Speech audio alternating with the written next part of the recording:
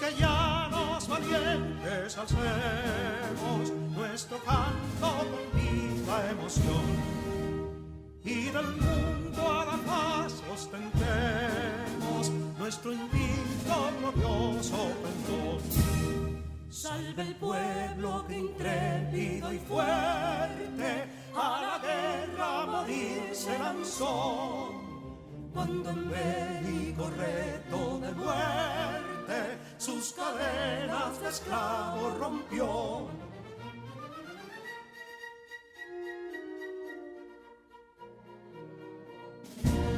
Ningún pueblo ser libre merece si es esclavo, indolente y servil. Si en su pecho la llama no crece, que templó el heroísmo viril, más que estrella la indómita y brava, siempre altiva la frente alzará, que si fuere mil veces esclava, otras tantas ser libre sabrá.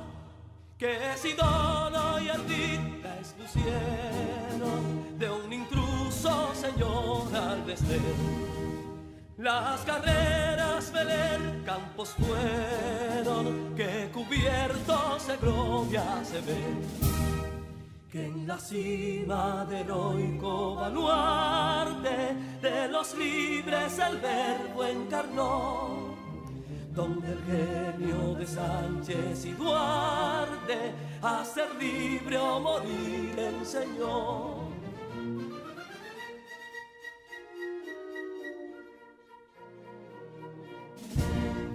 Y si pudo inconsulto caudillo de esas glorias el brillo empañar, de la guerra se vio en Capotillo la bandera de fuego ondear.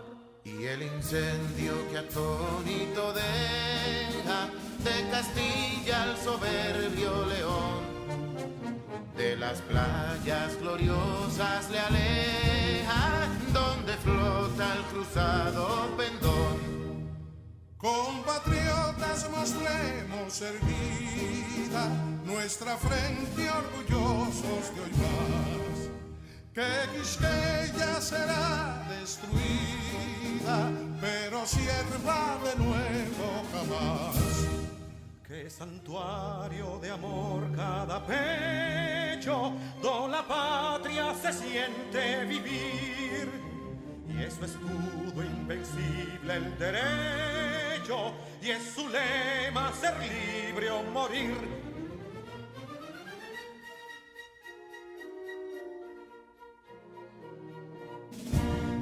Libertad que aún se yergue serena, la victoria en su carro triunfal, y el clarín de la guerra resuena, pregonando su gloria inmortal. Libertad, que los ecos se agiten mientras llenos de noble ansiedad nuestros campos de gloria repiten: libertad, libertad, libertad.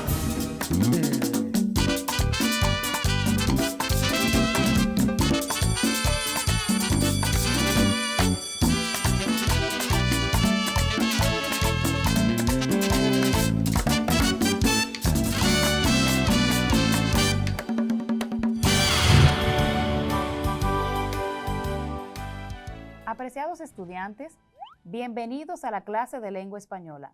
Yo soy Amarilis Camarena y es un gusto volvernos a encontrar. Neurona, ¿cómo estás? Muy bien, profesora. Qué bueno. ¿Estás lista para iniciar? ¿Tus circuitos ya están activos para introducirnos en el mundo del conocimiento? Estoy activa y preparada para aumentar mi base de datos con conocimientos nuevos. Qué bueno. Y hablando de conocimiento, hay una frase célebre que dice: no hay mayor inversión que la del conocimiento. Esa frase es del político e inventor estadounidense Benjamin Franklin, considerado uno de los padres fundadores de esa nación. Así es, veo que estás muy lista. Ustedes también en casa espero que estén listos. Preparados para comenzar nuestra clase, lavándonos las manos, vamos a ver el siguiente video. Tú lo sabes, y yo también. Son muchas las cosas que tocamos cada día que están cargados de microbios y otras microbacterias. Tu teléfono móvil, el dinero, y por consiguiente los monederos, el control remoto de la televisión, el carrito de compras del supermercado, la esponja de lavar los platos, el interruptor de la luz, las llaves del carro, el volante, los puños de la bicicleta, los pasamanos de las escaleras, los paneles de control de los ascensores, espejuelos, llavines o cerraduras, lavadoras, dispensadores de jabón, bolígrafos, las mascotas y muchísimas otras cosas más. Todos contienen un gran número de virus, bacterias, hongos y parásitos. Y entonces, ¿qué puedo hacer? Sencillo, lávate bien las manos por un espacio no menor de 20 segundos y esto puede eliminar alrededor del 90% de microorganismos perjudiciales para la salud. Tú lo sabes y yo también. Cuidemos nuestra salud y la de nuestros seres queridos. Ahora sí, ya estamos listos para comenzar. Habiendo llevado el protocolo adecuado, lavarnos las manos, no podemos bajar la guardia. Hay que seguir cuidándonos para cuidar a los que están alrededor. Ahora sí, ya estamos listos para ver, Neurona, ¿de qué trató la clase anterior? En la clase anterior tratamos sobre la comunicación y aprendimos que es el proceso en el que todos intercambian un mensaje o una información. Además, definimos la comunicación visual como el proceso de elaboración, difusión y recepción de mensajes visuales. Al igual que en cualquier otro proceso de comunicación, en ella influyen el emisor, el receptor, el código, el medio o canal y el referente. La comunicación visual suele ser directa, penetrante y universal. Los tres conceptos claves en la comunicación visual son atención, retención y transferencia. Según la finalidad que se presenta al transmitir el mensaje, el lenguaje visual puede ser objetivo, propagandístico y artístico. El lenguaje visual posee sus propias características. Es de carácter universal, puede ser intencional o casual y dependiendo del campo y la intencionalidad de la comunicación visual va a desempeñar alguna función del lenguaje. En el caso del lenguaje artístico, este posee una función estética por encima de las demás.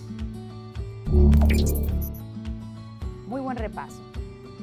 Tema sumamente interesante y que tiene una conexión especial con el tema que vamos a trabajar en el día de hoy. Hoy vamos a ver qué es un texto argumentativo, cuál es su funcionalidad y cómo se estructura. Antes de entrar en materia, vamos a conocer cuál es la palabra clave del día de hoy. Y la palabra clave es persuadir. Persuadir. La persuasión es el juicio que se forma a través de un fundamento. También se puede definir como la capacidad o habilidad que alguien dispone para cambiar la actitud o comportamiento de una persona o grupo de personas a través del uso de palabras, sentimientos y razonamientos. El término persuasivo es usado como adjetivo para indicar al individuo que posee dotes o capacidad para persuadir. Quien es capaz de convencer a alguien lo hace a través de bases sólidas, es decir, que utiliza argumentos contundentes para lograr persuadir a su oyente. La persuasión es la capacidad humana de convencer a alguien de algo, en tanto que se trata de una de las metodologías más importantes que existen para influir en el ámbito social y lograr totalmente el cambio de posición, de idea o de postura que sostenga la mayoría. Así, la argumentación es una herramienta que usamos para desarrollar textos que buscan convencer, influir al lector u oyente para que tome una determinada postura de pensamiento. Ahora vamos a leer un texto que utiliza ese tipo de herramienta. Vamos a ver el siguiente texto, Neurona, ¿te parece? Me parece bien. Antes de leer el texto, recuerden que es importante realizar ese ejercicio exploratorio, donde nos detenemos en el título, vemos los subtítulos si los hay, observamos con detenimiento las imágenes. ¿Para qué hacemos eso?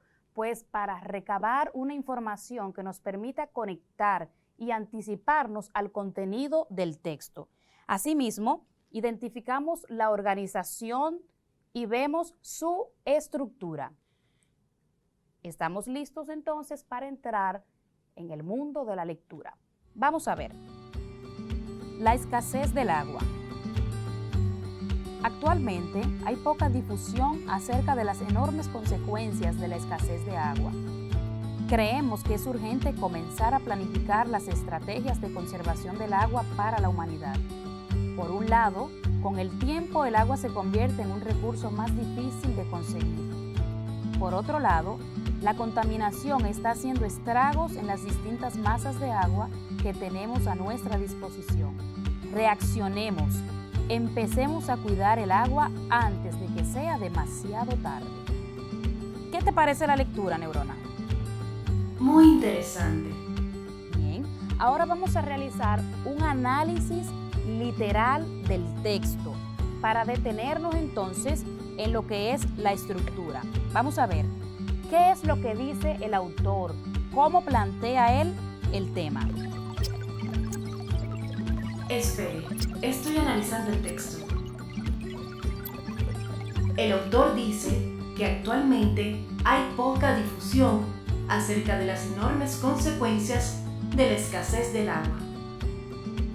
Correcto, muy bien. ¿Cuál es el problema que se plantea en este texto? Que los humanos deben cuidar más el agua como recurso. Muy bien. Entonces ahí mismo pudiéramos decir, Neurona, que el tema planteado es la escasez del agua.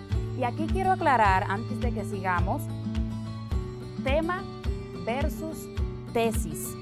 El tema es sobre lo que se va a hablar en el texto, lo que se va a desarrollar.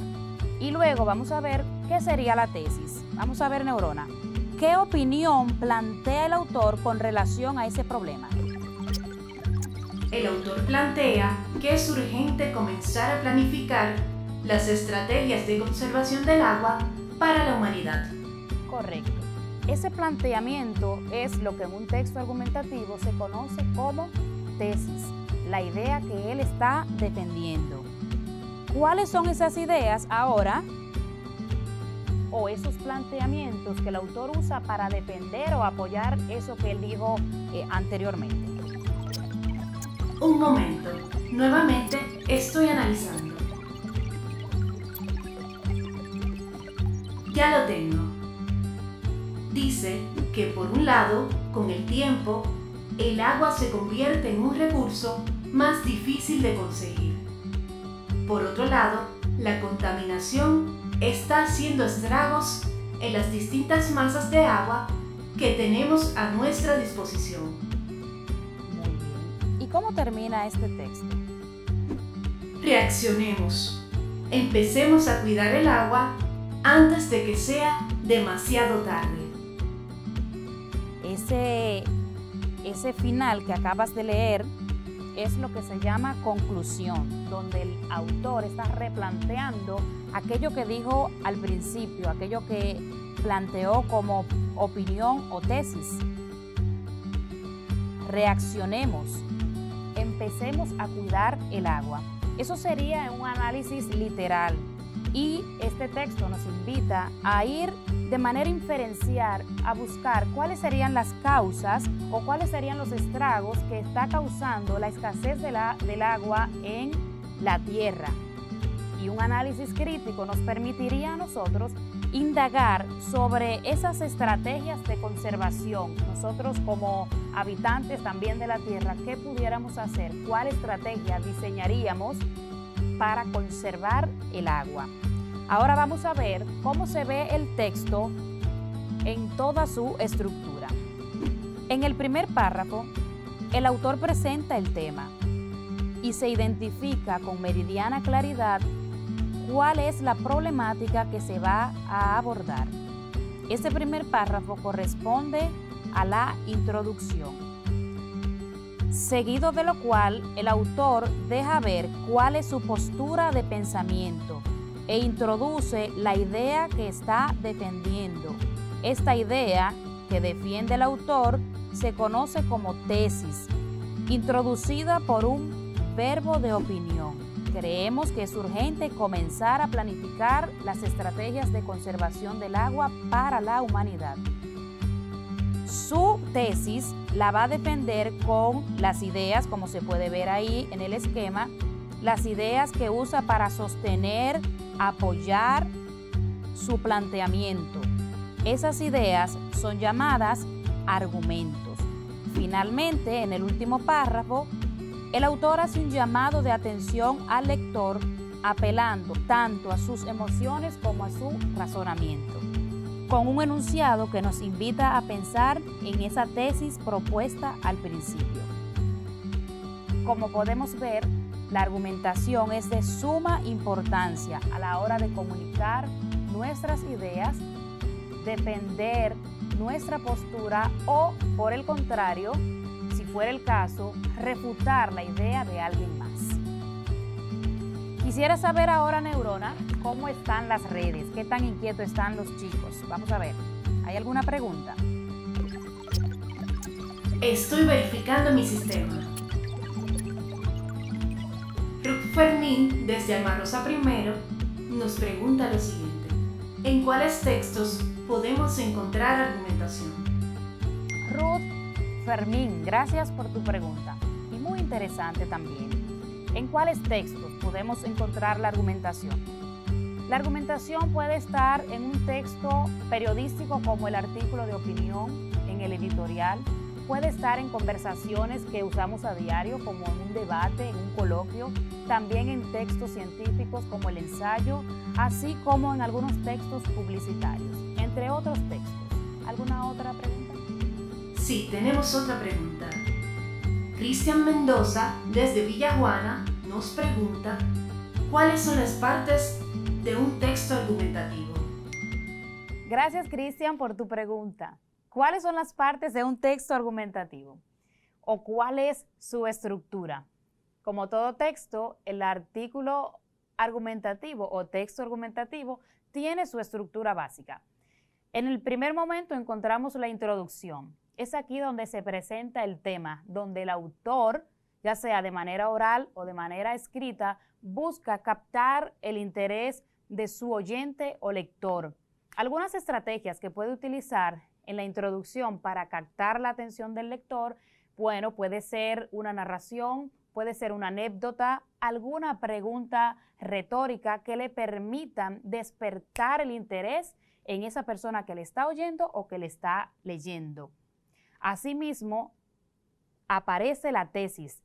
La tesis es uno de los elementos básicos en un texto argumentativo. Como veníamos diciendo, la tesis es la opinión, la postura de pensamiento que el autor va a defender o la postura de pensamiento que el autor va a refutar sobre un planteamiento cualquiera. Esa tesis va a estar sustentada en unos argumentos. Los argumentos son las razones o las ideas que sustentan, apoyan o defienden esa tesis que plantea el autor. El último elemento de esta estructura es la conclusión. Este es el cierre del texto, donde se recoge todo lo que se ha venido diciendo y lo más importante. Allí se replantea la tesis dicha por el autor. ¿Cómo ves, Cristian? La estructura de un texto argumentativo, ya sea oral o escrita, debe tener esa introducción, tesis, argumentos y la conclusión. Tengo una duda, profesora. ¿Cuáles son las características principales de los textos argumentativos? Bien, Neurona. Dentro de las características principales podemos mencionar, y que no podemos perder de vista nunca, el texto argumentativo busca convencer al lector u oyente de lo que le estoy planteando. Otra característica es, se redacta usando verbos de opinión. ¿Verbos de opinión? Sí, los verbos de opinión son aquellos que dejan ver cuál es la postura de pensamiento del autor. Por ejemplo, en el texto que leímos al principio, la tesis inicia diciendo, ¿cuál es ese verbo, Neurona? Creemos. Muy bien, creemos es un verbo de opinión porque deja ver, muestra cuál es la postura, ya sea a favor o en contra de ese tema que se está desarrollando.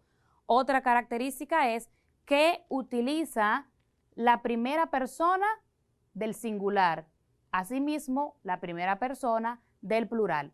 ¿Te acuerdas cuáles son esas personas, Neurona? Por supuesto, la primera persona del singular es yo y la primera persona del plural es nosotros. Muy bien, Neurona, excelente respuesta.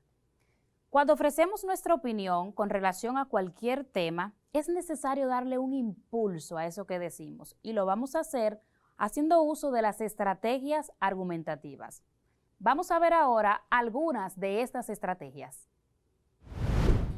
Las estrategias argumentativas son todos aquellos procedimientos discursivos que, de modo intencional y consciente, utiliza el hablante o el escritor para incrementar la eficacia de su discurso al convencer o persuadir al destinatario en una situación comunicativa donde exista argumentación.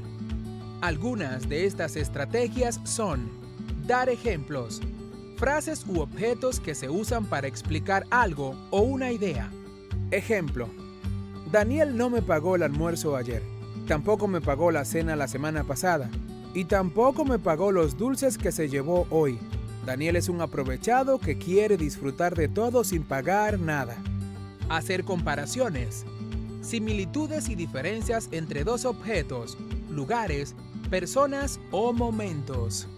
Ejemplo: las vasijas fabricadas en esa empresa son similares en figura y materiales a los empleados en esta otra. Por lo tanto, utilizan técnicas de fabricación parecidas. Hacer citas de autoridad. Es la voz de alguien que sea importante en la materia que estás defendiendo. Ejemplo: debes de dejar el cigarrillo porque el médico dice que produce cáncer. Dar cifras. Estadísticas y números que confirmen lo que estás diciendo y que sean difíciles de rebatir. Ejemplo: hace días que no ha parado de llover y, según el servicio meteorológico, existe una probabilidad del 90% de que hoy llueva también. Argumento de conocimiento general, en el que defendemos una idea que es aceptada por nuestra sociedad o saberes que la sociedad ha aceptado como válidos. Ejemplo: nuestro proyecto es el mejor porque trabajamos en equipo. Dos cabezas piensan más que una. Contraargumentos. Tomas la idea contraria a la tuya y exponer el problema que tiene. Ejemplo: argumento. Las recientes mediciones demuestran la existencia del calentamiento en la superficie a nivel global.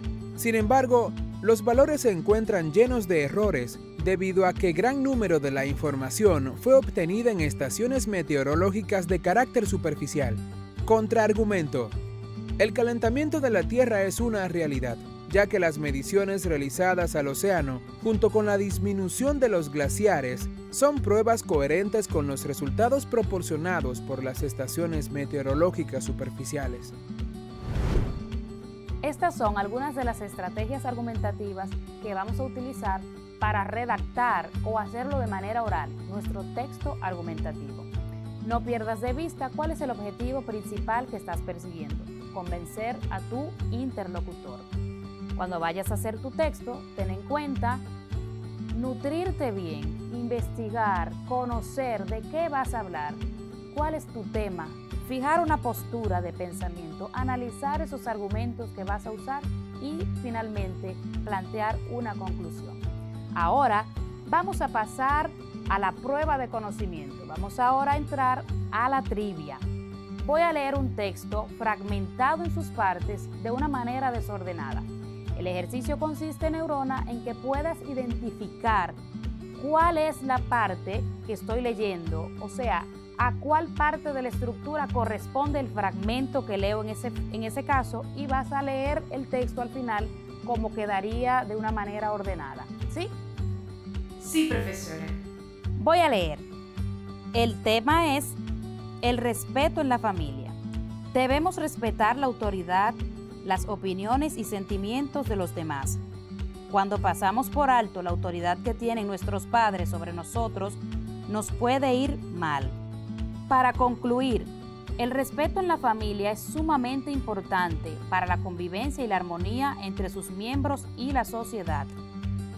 El respeto en la familia es fundamental para la convivencia. Sin respeto no hay tranquilidad en la familia. ¿Lo tienes? Den un momentito para analizar el texto. Ya lo tengo. La introducción, donde también se encuentra la tesis, es la siguiente. El respeto en la familia es fundamental para la buena convivencia. Sin respeto, no hay tranquilidad en la familia. La tesis también se encuentra ahí. Y los argumentos son los siguientes. Debemos respetar la autoridad, las opiniones y sentimientos de los demás. Cuando pasamos por alto la autoridad que tienen nuestros padres sobre nosotros, nos puede ir mal. Y por último, la conclusión dice de la siguiente manera. Para concluir, el respeto en la familia es sumamente importante para la convivencia y la armonía entre sus miembros y la sociedad. Excelente como siempre, Neurona, te felicito.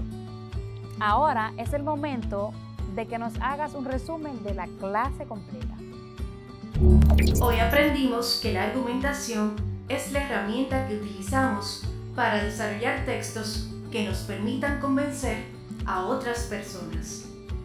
En su estructura encontramos una introducción que involucra con el tema, luego una tesis que es la idea que se defenderá y se quiere transmitir.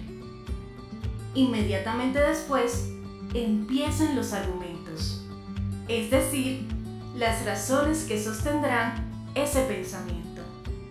Por último, aparece la conclusión, que es el cierre del texto donde se replantea la tesis.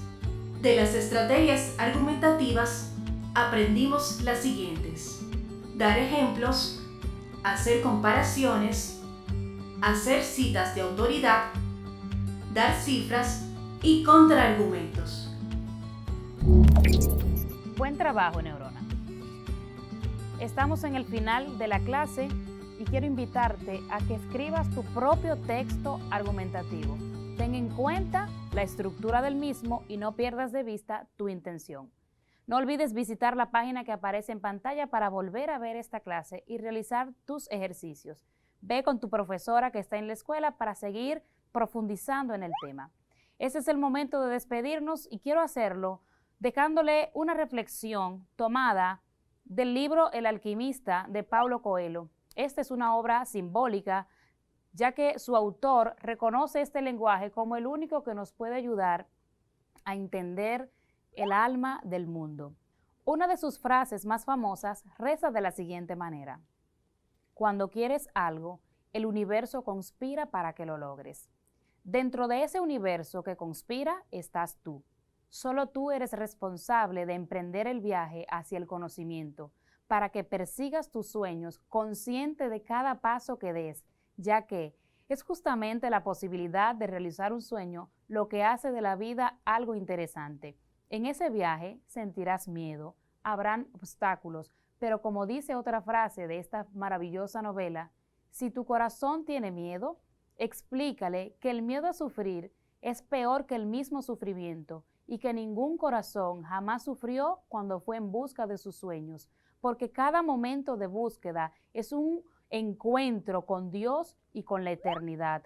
Escucha, no dejes de crecer en el conocimiento. Hasta la próxima y que sean felices.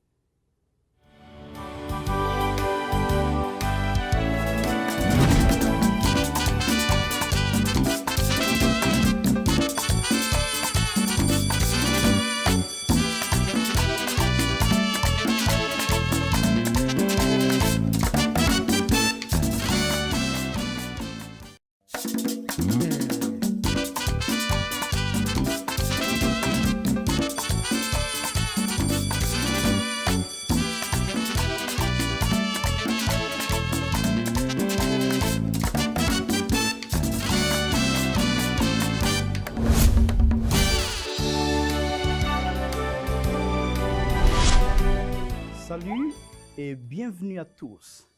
Que la paix de Dieu soit sur vous et votre maison. Prenez votre cahier de français, votre stylo, votre crayon et surtout votre bonne disposition pour apprendre le français. Je suis Jetro Clément, votre profesor. Estimados estudiantes, sean todos bienvenidos. Hoy vamos a aprender algunas preposiciones de lugar para ubicar espacios, establecimientos en la ciudad. Así que tomen su bolígrafo, su cuaderno, lápiz y vamos a comenzar. Pero antes, tenemos una información de suma importancia a compartir con ustedes. Tú lo sabes, y yo también. Gracias al sentido del tacto podemos percibir el tamaño, la forma, la textura, dureza y la temperatura de los objetos. Y es precisamente cuando hacemos uso de este sentido que llevamos a nuestras manos múltiples virus y bacterias. Pero el problema radica en que puedes llevar estos microorganismos a otras partes de tu cuerpo. Se ha demostrado que nosotros, los seres humanos, nos tocamos la cara de 15 a 23 veces cada hora, lo cual aumenta la probabilidad de que aquellos virus y bacterias hagan contacto con los ojos, con la nariz o la boca, y en algunos casos podrían terminar en nuestro sistema digestivo, causando serias complicaciones de salud. Recomendación: lavarse bien las manos, tantas veces como sea necesario. Tú lo sabes, y yo también. Cuidemos nuestra salud y la de nuestros seres queridos. Et voilà. No te olvides lavarte las manos, usar tu mascarilla, mantener tu distancia física. Eso es preservar la salud y la vida. Tu le sais, moi aussi. Salut Newon, ça va? Salut professeur, ça va bien, merci. Et vous? Je vais très bien, Newon. Et sachant que nos étudiants sont branchés, je me sens mieux. Estoy muy bien. Y sabiendo que nuestros estudiantes están en sintonía frente a su aparato de televisor o su radio, me siento muy mejor. Professeur, ¿cuál es la palabra del día de hoy? Oh, et voilà. Notre mot-clé pour aujourd'hui, c'est préposition. Nuestra palabra clave de hoy es préposition. Préposition. Une préposition, c'est un mot invariable qui relie deux mots ou peut-être un groupe de mots en formant un lien logique. Il existe aussi la préposition de lieu qui sert à exprimer une situation particulière dans l'espace, répondant à la question « où » pour dire où est situé un objet, une personne ou un animal. Preposición es una palabra invariable que conecta dos palabras o un grupo de palabras formando un enlace lógico. También existe la preposición de lugar que expresa una situación particular en el espacio, respondiendo a la pregunta ¿dónde? E indicar la ubicación de un objeto, una persona o un animal. Y voilà, hemos aprendido mucho hasta ahora. ¿Recuerdas de qué hablamos en la clase anterior? Sí, très bien. Aprendimos a ubicar establecimientos en la ciudad. Oh, exactement. Très bien. ¿Y puede mencionar algo de estos? ¿Qué tal si me completas estas oraciones? A ver cuánto nos acordamos o recordamos. Oui, professeur. Numéro 1. Je veux acheter un livre de français. Yo quiero comprar un libro de francés. Vous allez à la librairie. Usted va a la librería. Très bien. Numéro 2. Pour acheter des fruits et des légumes. Para comprar frutas y legumbres. On va au supermarché. On va au supermarché. Va al supermercado.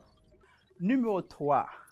Pour manger de la glace. Para comer helado. Nous allons a la glacerie. Nous allons à la glacerie. Nosotros vamos a la heladería. Très bien. Numéro 4. Un beau pantalon. Un hermoso, lindo pantalón. Vous allez a la boutique. Ujú. Usted va a la tienda de ropas. Muy bien.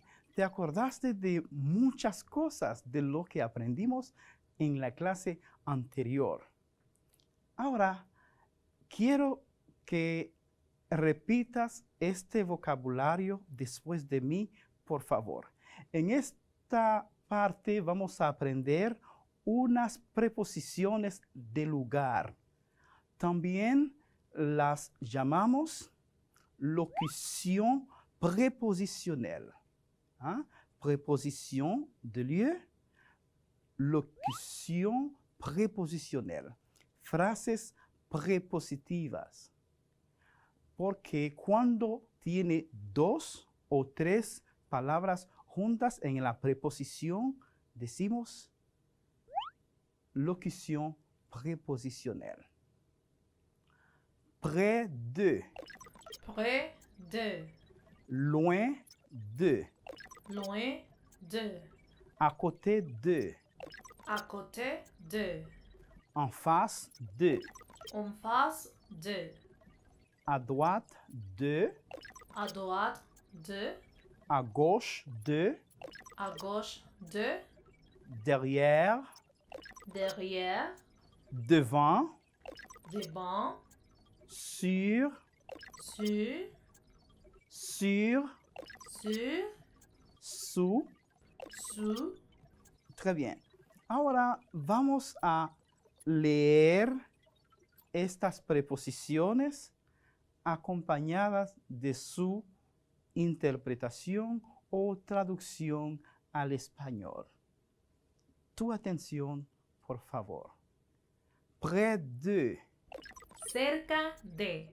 Loin de. Lejos de. À côté de. Al lado de. En face de. Enfrente de. À droite de. A la derecha de. À gauche de. A la izquierda de. Derrière. Detrás, detrás de. Devant. Delante, delante de. Sur. Sobre, encima de. Sous. Debajo de. Très bien. Et maintenant, complète avec l'une des prépositions ou locutions prépositionnelles suivantes. Près de, à droite, sur, à côté de, en face ou derrière. Bien. Numéro 1. J'habite À côté de.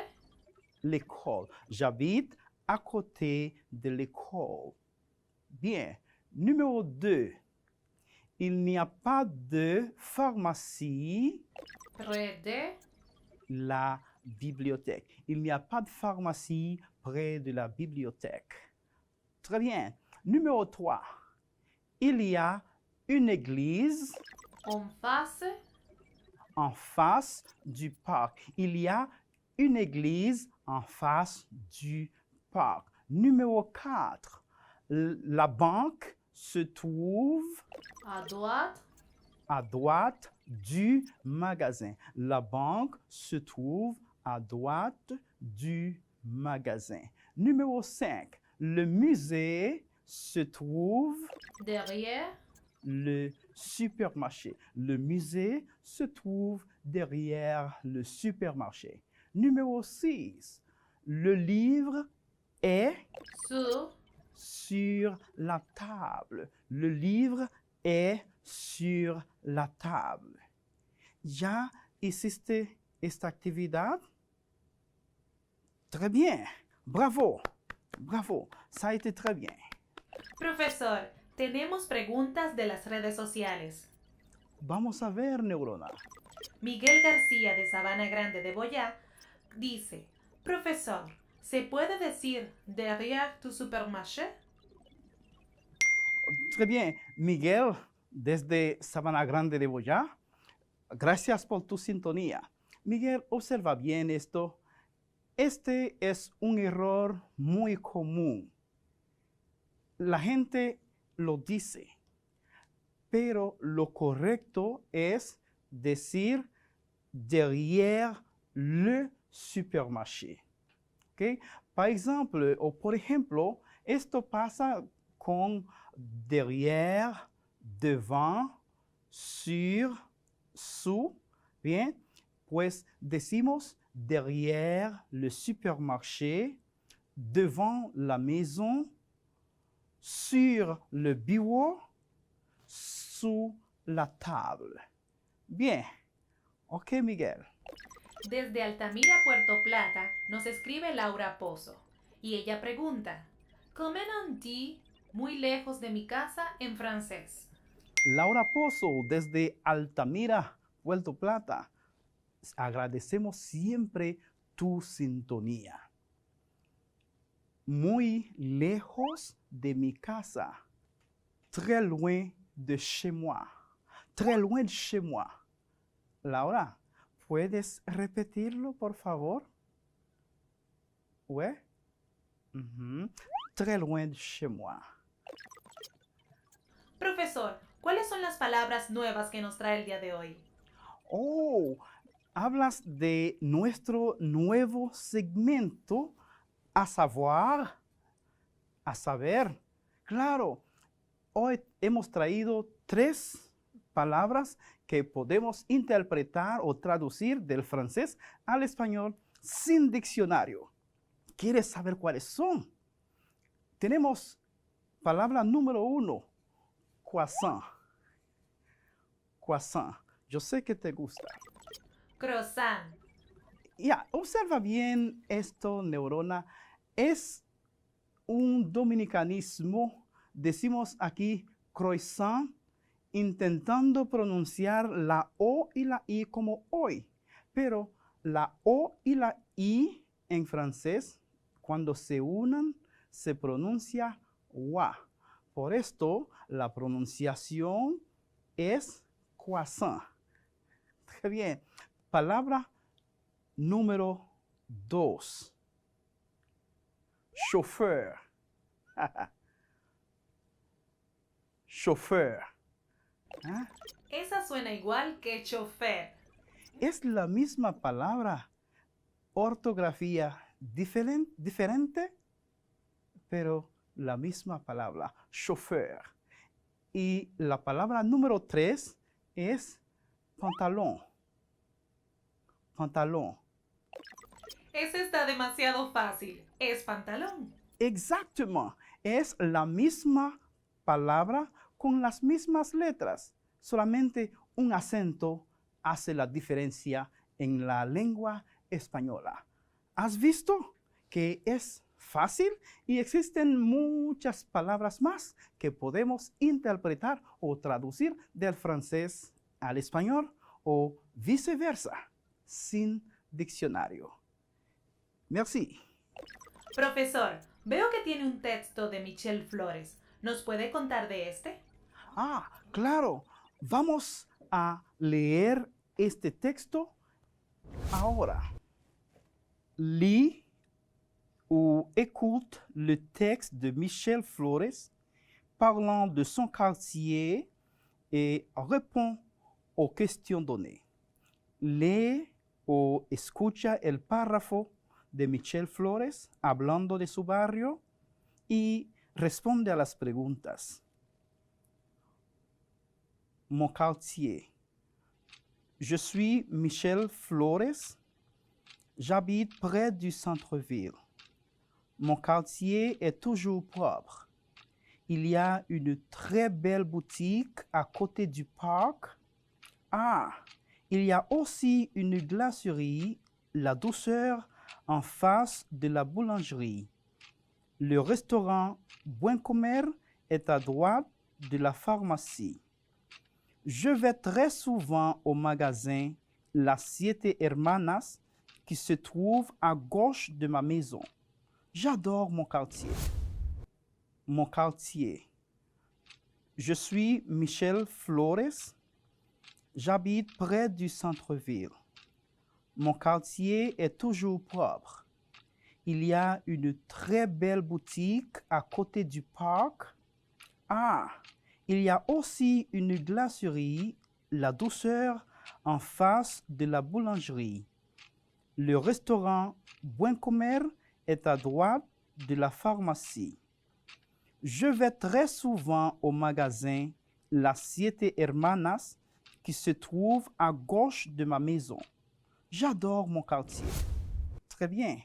¿Ya has leído o escuchado con atención el párrafo de Michel Flores?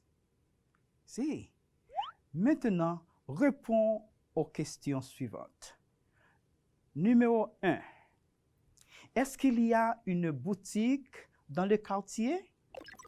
Oui, il y a une belle boutique. Très bien. Numéro 2. Où se trouve la glacerie La Douceur? La Douceur se trouve en face de la boulangerie. Très bien. La Douceur se trouve en face de la boulangerie. Numéro 3. Où se trouve le restaurant Buen Comer? Le restaurant Buen Comer se trouve à droite de la pharmacie. Très bien. Numéro 4. Où est le magasin Las Siete Hermanas? Le magasin Las Siete Hermanas est à gauche de la maison de Michel. Exactement. Le magasin Las Siete Hermanas est à gauche de la maison de Michel. ¿Y tú? ¿Lo lograste? Perfecto. Très bien. Bravo. Ça a été bien. Et maintenant, complète les phrases suivantes. Numéro 1. Pour manger de la glace. Nous allons chez des glaces en face du parc. Nous allons chez le glacier en face du parc. Très bien. Numéro 2. Pour acheter un beau pantalon. Je vais à la boutique près de chez moi. Je vais à la boutique près de chez moi. Très bien. Ça a été formidable. Ah, Nuwon. ¿Tu as appris quelque chose aujourd'hui? ¿Has aprendido algo nuevo hoy? Oui, profesor. Hoy aprendimos algunas preposiciones de lugar para ubicar establecimientos, como por ejemplo, dans mon quartier, il y a une pharmacie à côté de la cafetería Buen Gusto. Il n'y a pas d'hôpital, mon quartier est formidable. Son quartier est formidable. Merci, Nuwon, pour cette collaboration. Nous sommes arrivés à la fin de notre programme du jour. Recuerda consultar con tu profesor titular y también puede visitar el enlace que aparece en pantalla. Agradecemos tu sintonía de siempre. Que Dios te guarde y te dé paz. Au revoir. À bientôt. On se verra chez le glacier, professeur.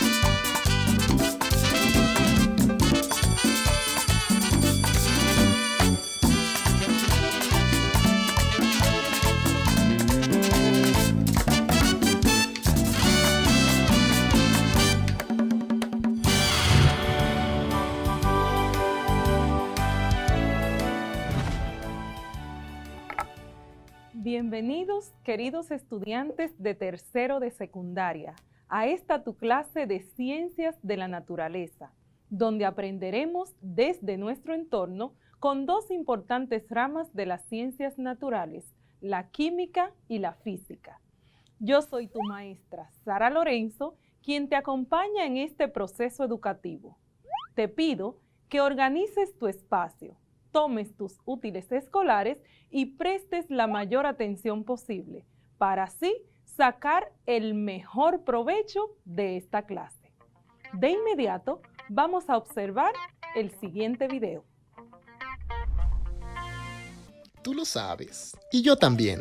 Gracias al sentido del tacto podemos percibir el tamaño, la forma, la textura, dureza y la temperatura de los objetos. Y es precisamente cuando hacemos uso de este sentido que llevamos a nuestras manos múltiples virus y bacterias. Pero el problema radica en que puedes llevar estos microorganismos a otras partes de tu cuerpo. Se ha demostrado que nosotros, los seres humanos, nos tocamos la cara de 15 a 23 veces cada hora, lo cual aumenta la probabilidad de que aquellos virus y bacterias hagan contacto con los ojos, con la nariz o la boca, y en algunos casos podrían terminar en nuestro sistema digestivo, causando serias complicaciones de salud.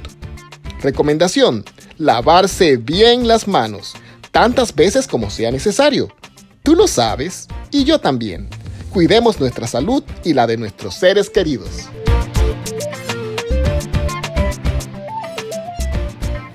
Recuerda que tomando estas medidas correctamente, puedes colaborar a preservar tu salud y la de los tuyos. Hola Neurona, ¿cómo estás? Hola profesora Sara, me encuentro en óptimas condiciones para iniciar la clase del día de hoy.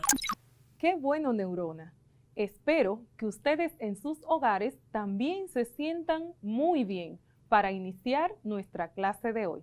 Neurona, ¿podrías darnos un resumen de la clase anterior, por favor? Claro que sí. En la clase anterior aprendimos acerca de los fluidos y dijimos que son sustancias cuyas partículas presentan gran movilidad y se desplazan libremente debido a la poca fuerza de atracción entre ellas. También aprendimos sobre el principio de Arquímedes, el cual establece lo siguiente: todo cuerpo sumergido en un fluido recibe un empuje igual o mayor al peso del objeto, como por ejemplo un bote salvavidas. Muy bien, Neurona. Excelente resumen. Ahora sí, estamos listos para conocer la palabra clave del día de hoy. Y la palabra clave es presión. Presión. Es la fuerza que ejerce un gas, un líquido o un sólido sobre una superficie. También se puede definir como la magnitud física que mide la proyección de la fuerza en dirección perpendicular por unidad de área, y sirve para caracterizar cómo se aplica una determinada fuerza resultante sobre una línea. Efectivamente. En las clases anteriores estuvimos hablando acerca de la presión y de cómo ésta influye en nuestra vida cotidiana y en nuestra salud.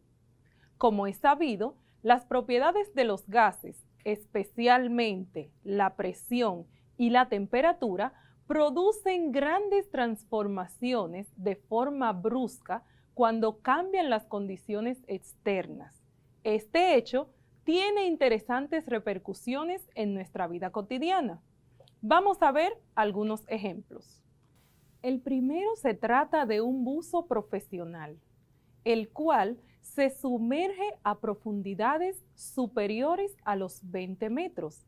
Para esto, necesitará una botella respiratoria con una mezcla de helio y oxígeno, no solamente de oxígeno puro. ¿Por qué? Porque cuando el buzo se sumerge a estas profundidades, la presión del agua, la presión externa, es mucho mayor, lo cual provoca que en su sangre se disuelva una cantidad de nitrógeno muy superior a la que se disolvería si se encontrara fuera del agua.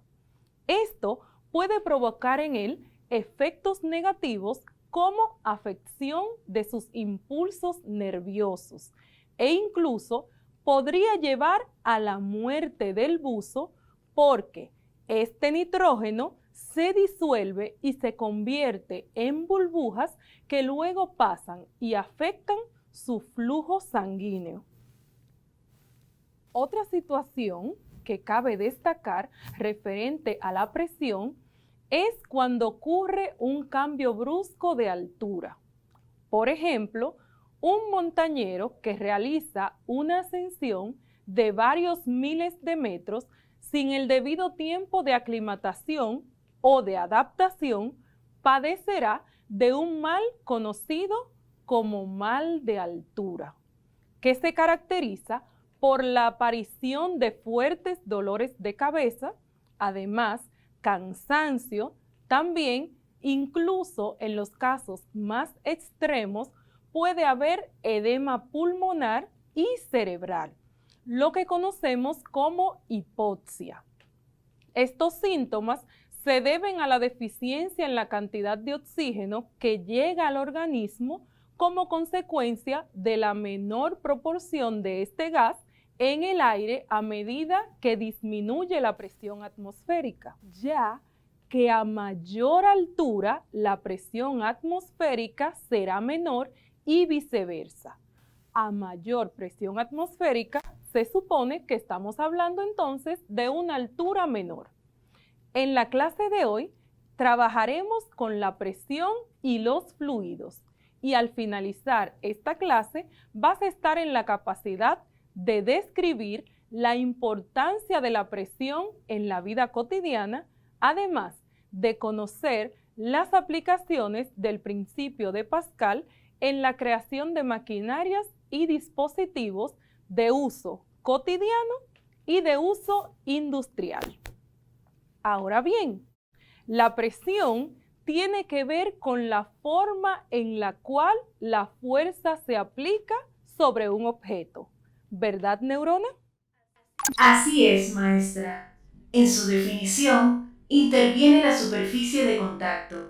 Mientras mayor sea la superficie de contacto sobre la cual se aplica la fuerza, menor será la presión y viceversa.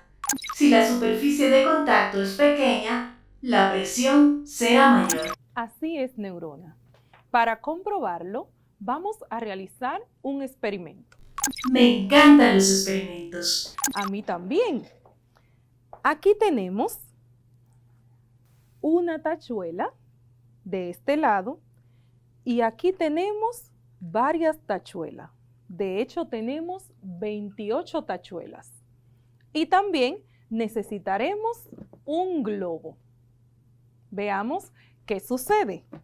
Este globo, yo voy a ejercer una fuerza sobre él, pero las tachuelas van a ejercer una presión.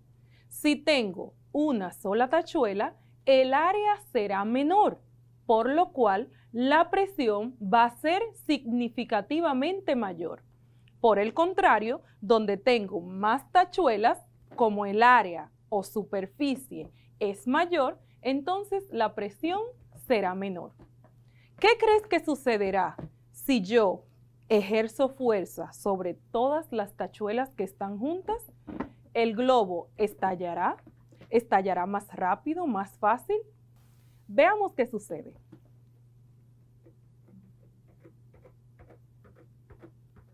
¿Creíste que iba a estallar? Efectivamente, el globo no estalló.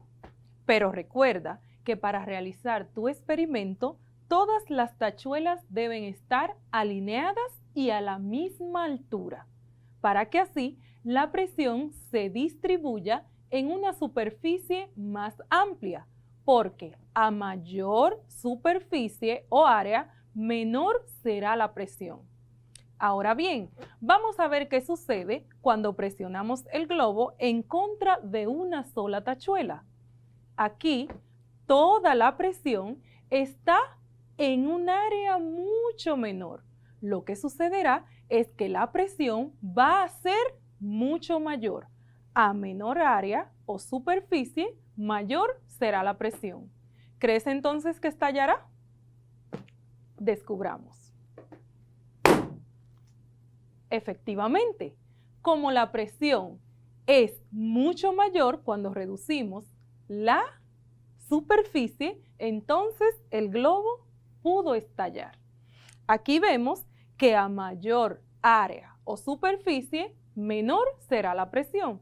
Y por el contrario, a menor área o superficie, la presión será mucho mayor. Veamos entonces que la presión, recordamos, neurona. ¿A qué equivale la presión? Según tengo en mi sistema, la presión es igual a fuerza entre área. Así es. La presión y la fuerza son directamente proporcionales, mientras que la presión y el área son inversamente proporcionales. Porque cuando una fuerza actúa perpendicularmente a una superficie, la presión ejercida será igual a la razón entre la magnitud de la fuerza y el área o superficie sobre la cual actúa dicha fuerza.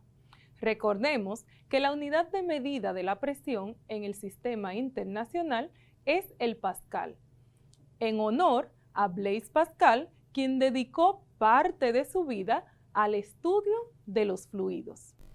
Profesora, identifico que desde Boca Chica nos acaban de enviar una pregunta vía redes sociales. Andreina Montes nos pregunta lo siguiente: ¿cómo se llama la ciencia que estudia los fluidos? Muy buena pregunta. Gracias, Andreina, por ella. La ciencia que estudia los fluidos, o más bien la parte de la física que se encarga de este estudio, es la mecánica de fluidos. Y esta estudia tanto los fluidos en reposo como los fluidos en movimiento. ¿Alguna otra pregunta, Neurona? Sí, tenemos otra pregunta. Auris Nivar, desde el Politécnico Francisco J. Peinado, nos envía lo siguiente. Maestra, me gustaría ser ingeniera y quiero saber si existe algún dispositivo o maquinaria que aplique la presión en su funcionamiento. Gracias, Auris, por tu pregunta. Definitivamente serás una excelente ingeniera. Has hecho una pregunta muy interesante y acorde con lo que estamos explicando.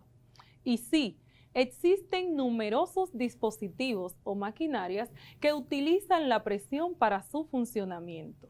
Un ejemplo de esto es la prensa hidráulica, que es un mecanismo que está conformado por unos vasos comunicantes que son impulsados por unos pistones. Tienen un pistón más pequeño y un pistón más grande o de un área mucho mayor. Lo que sucede es que mediante una pequeña fuerza ejercida en el pistón más pequeño, esta impulsa al pistón más grande, permitiendo así obtener una fuerza multiplicada. Su funcionamiento está basado en el principio de Pascal, que es lo que vamos a explicar a continuación. Recuerda que Blaise Pascal, por el cual se le puso la unidad de medida a la presión, fue un científico, físico y matemático que dedicó parte de su vida al estudio de los fluidos y, como es sabido, de la presión. Este emitió un principio que establece lo siguiente: un cambio de presión aplicado a un fluido, si el fluido está encerrado en un recipiente, se transmitirá sin reducirse a todos los puntos del fluido y a las paredes del recipiente. Esto quiere decir que cuando ejercemos una presión en una parte de un fluido que esté encerrado, entonces esta presión se distribuirá de manera uniforme a todos los puntos del fluido. Vamos a ver cómo podemos comprobarlo matemáticamente. Los émbolos de una prensa hidráulica tienen 25 centímetros cuadrados y 150 centímetros cuadrados. Si se aplica una fuerza de 100 newton en el émbolo pequeño, ¿cuál será la fuerza que se ejercerá sobre el émbolo mayor? Vamos entonces a sacar los datos.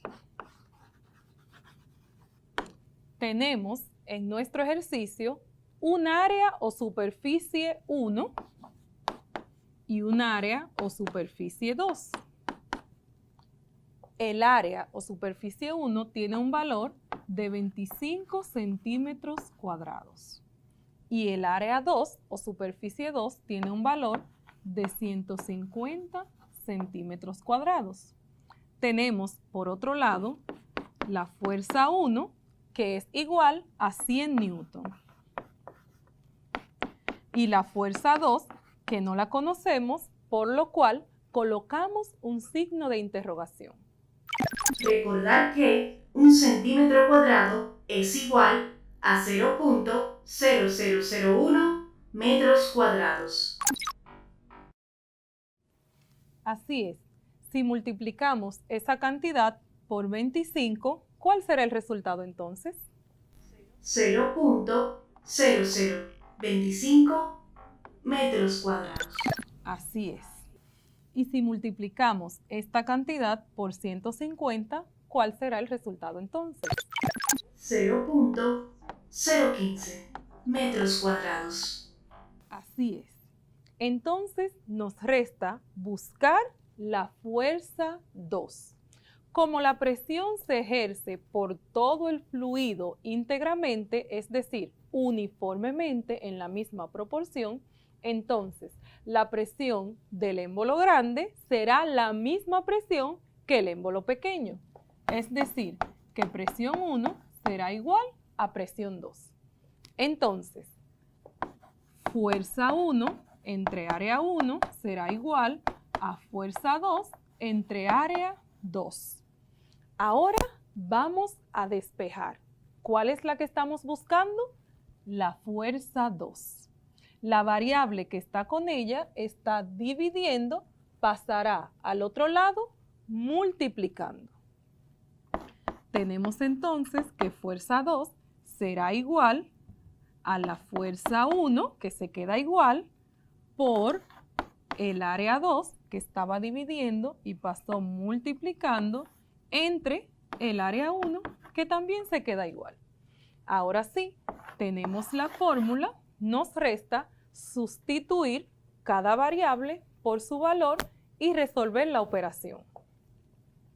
Tenemos entonces que fuerza 2 será igual a la fuerza 1, que tiene un valor de 100 newton, por el área 2, que tiene un valor de 0.015 metros cuadrados, dividido entre el área 1, que es igual a 0.0025 metros cuadrados. Neurona, cuando yo multiplico 100 por 0.015, ¿cuánto da eso? 1.5 newton. Muy bien. Fuerza 2 entonces será igual a 1.5 newton, y si lo divido entre 0.0025, ¿cuánto nos da? 600 newton. 600 newton. Metro cuadrado se va con metro cuadrado y nos queda newton porque es una fuerza que estamos buscando. Ya hemos finalizado y hemos encontrado nuestra fuerza 2. Si nos fijamos, la fuerza 2 es mucho mayor a la fuerza 1. ¿Por qué? Porque el área 2 es mayor. Entonces, la fuerza ejercida se multiplica significativamente ejerciendo la misma presión. Es decir, ejercemos la misma presión, pero la fuerza 2 se multiplica de manera significativa porque el área es mayor. También tenemos otras aplicaciones del principio de Pascal con otros dispositivos o maquinarias. Entre ellas se destacan, ya mencionamos, la prensa hidráulica, también el sistema de frenos de los autobuses, de los automóviles. Recuerda que nosotros presionamos una palanca y ejercemos una fuerza menor, pero los frenos se encargan de detener el vehículo completo.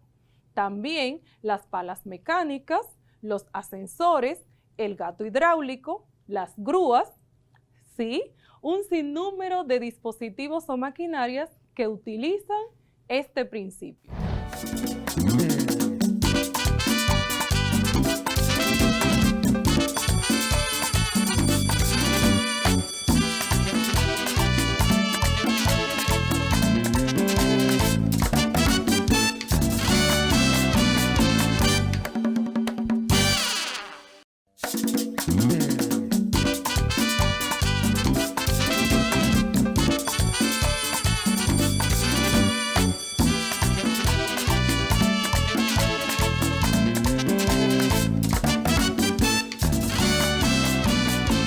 Veamos si lo recuerdas.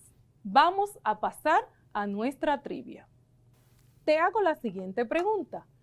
¿Cuál de las siguientes maquinarias o dispositivos aplican el principio de Pascal en su funcionamiento? Puedes elegir más de una respuesta. La A, una maquinaria cualquiera. B, prensa hidráulica. C, ascensores. D, la prensa neumática. Y E, los frenos de los automóviles. Un momento, estoy analizando. Ya lo tengo. La respuesta correcta es prensa hidráulica, ascensores y los frenos de los vehículos. Así es. Vamos con la segunda pregunta. ¿Cuál de las siguientes afirmaciones es correcta si aplicamos una fuerza en uno de los émbolos de una prensa hidráulica? La A, la fuerza ejercida se multiplica y la presión sigue siendo la misma tanto en el área 1 como en el área 2. Y la B, la fuerza será de igual magnitud tanto en el área 1 como en el área 2. Lo que varía es la presión ejercida, la cual será mayor. Estoy analizando. La fuerza ejercida se multiplica y la presión sigue siendo la misma, tanto en el área 1 como en el área 2. Así es, Neurona. La presión siempre será la misma. Lo que varía es la fuerza en el área 1 y en el área 2. Vamos a ver entonces si eres capaz de explicar el ejercicio que acabamos de realizar por ti sola. Claro que sí, profesora. Primero, sacamos los datos. Área 1 es igual a 25 centímetros cuadrados. Área 2 es igual a 150 centímetros cuadrados. Fuerza 1 es igual a 100 newton. Fuerza 2 aún no lo sabemos. Recordamos que en el sistema internacional, un centímetro cuadrado es igual a 0.0001 metros cuadrados.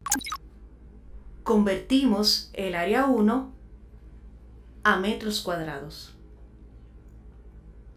Es decir, multiplicamos 25 por 0.001 metros cuadrados y es igual a 0.0025 metros cuadrados. Multiplicamos el área 2, 150 por 0.001 metros cuadrados y será igual a 0.015 metros cuadrados. Como la presión se ejerce por todo el fluido íntegramente, entonces la presión del émbolo grande, P1, será la misma que la del émbolo pequeño, P2. Entonces tenemos que P1 es igual a P2. Por lo tanto, fuerza 1 entre área 1 es igual a fuerza 2 entre área 2. Despejamos el área 2 que está dividiendo y pasará al otro lado multiplicando, quedando la fórmula de la siguiente manera. Fuerza 2 será igual a fuerza 1 por área 2 entre área 1. Sustituimos cada variable por su valor. Fuerza 2 será igual a 100 newton por 0.015 metros cuadrados entre 0.0025 metros cuadrados. 100 newton por 0.015 metros cuadrados será igual a 1.5 newton por metros cuadrados entre 0.0025 metros cuadrados. Metros cuadrados se va con metros cuadrados y nos queda 600 newton. Como el área 2 es mayor, la fuerza ejercida se multiplicó significativamente ejerciendo la misma presión. Hemos llegado al final de nuestra clase de hoy, recordando que puedes visitar la página que aparece en tu pantalla si quieres volver a observar la clase de hoy. También puedes acercarte a tus maestros titulares, los cuales te van a ayudar a profundizar con el tema. Me despido con esta frase de Mahatma Gandhi, un pacifista creador del movimiento de la no violencia, que dice: vive como si fueras a morir mañana, pero aprende como si fueses a vivir para siempre. Gracias por tu atención, esperando que la paz de Jesucristo reine en tu corazón y en tu hogar. Hasta la próxima.